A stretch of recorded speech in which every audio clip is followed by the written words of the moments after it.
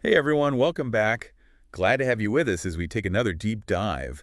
And today we're going north of the border. To Canada, eh? That's right, to Canada.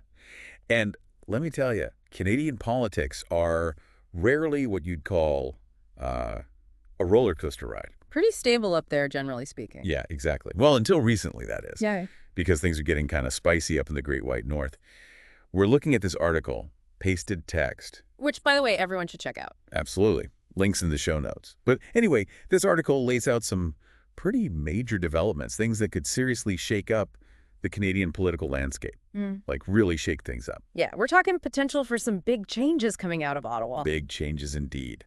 And the biggest headline, well, Jagmeet Singh, leader of the new Democratic Party, the NDP, he just went and publicly called for Prime Minister Trudeau to resign. Dropped a bit of a political bombshell. Yeah, that's an understatement. Yeah. I mean, calling for the Prime Minister to resign, that's not exactly an everyday occurrence, even in the most lively political systems.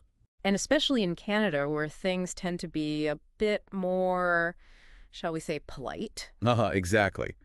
But I guess there's a limit to even Canadian politeness when you've got things like sky-high grocery prices and housing costs that are, well, completely out of reach for many Canadians. Right. Those are major issues that Singh has been highlighting. And he's basically saying Trudeau and the Liberals aren't doing enough to address them.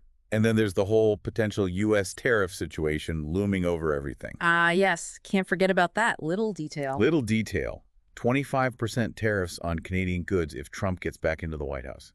That's not a little detail. Oh, you're right. It's huge. And that's part of what makes Singh's call for Trudeau to resign so significant. I mean, you've got to remember that Canada currently has a minority government, meaning the Liberal Party, which Trudeau leads, doesn't have enough seats in Parliament to pass laws on their own. They need the support of other parties to get things done. And the NDP, well, they've been a crucial partner for the Liberals. So they're kind of like the power brokers in this situation. Exactly. And Singh just basically threw a wrench in the works. He didn't just say, hey, I disagree with you on this policy. He went full on, you need to step down. And his reasoning, he accused Trudeau and the Liberals of being more concerned with, and I quote, infighting than with solving the problems Canadians are facing. Oof, infighting, not exactly a glowing endorsement of Trudeau's leadership. Right. And you can bet that word choice was deliberate. Infighting paints a picture of a government that's more concerned with internal squabbles than with actually governing. It's a pretty effective way to undermine Trudeau's credibility and make him look out of touch. And it's not like Singh's accusations are coming out of nowhere. I mean, think about the timing. This whole thing with Singh calling for Trudeau's resignation, it happened right after Finance Minister Chrystia Freeland stepped down. Oh, yeah, her resignation was a pretty big deal. Huge. And let's not forget that she didn't exactly leave on the best of terms. Her resignation letter was, well, let's just say it wasn't exactly a love letter to Trudeau or his policies. She basically accused him of, what was it, prioritizing costly political gimmicks over responsible spending. Yeah, she basically said he was playing politics with the economy instead of actually addressing the real problems. Which, when you think about it, kind of echoes what Singh's been saying, right? Both of them are saying the Liberals are more focused on looking good than on actually doing good. It's definitely a pattern, and Freeland was a major figure in the Liberal government, Her leaving and the way she left, it adds a lot of weight to Singh's criticisms. It makes those criticisms a lot harder to just brush aside. So now the big question is, what happens next? Yeah, where do things go from here? Is the NDP actually going to try and force a no-confidence vote? Because for folks who aren't familiar with the ins and outs of Canadian politics, that's basically when Parliament says we don't trust this government anymore. And that could trigger a new federal election, which, let's be honest, wouldn't exactly be ideal for the Liberals right now. No, not at all.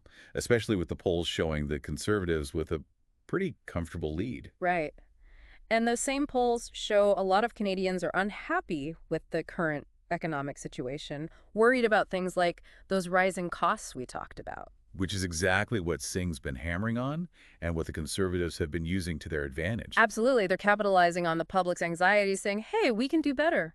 So it's all connected, isn't it? You've got the domestic political drama with the NDP and the Liberals, but then you've also got this looming threat of U.S. tariffs, which could have a massive impact on the Canadian economy. Oh, yeah, it's like a big tangled web. It really is. And it makes you wonder, can Trudeau actually survive all of this? I mean, he's facing pressure from within his own party, pressure from the NDP, and then this huge potential economic hit from the U.S. if Trump gets back in office.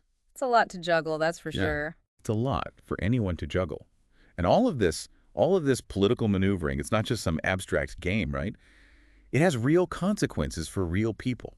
The decisions made in Ottawa affect the lives of everyday Canadians. Absolutely. It's not just politicians playing chess with each other. These are real lives, real livelihoods that are at stake. Exactly. So I guess the big question for all of us is, what does the future hold for Canada? Can Trudeau weather this storm? Will the NDP actually push for a no-confidence vote? And what will all of this mean for Canada's place on the world stage? Those are the million-dollar questions. Million-dollar questions indeed. And we don't have the answers, not yet at least.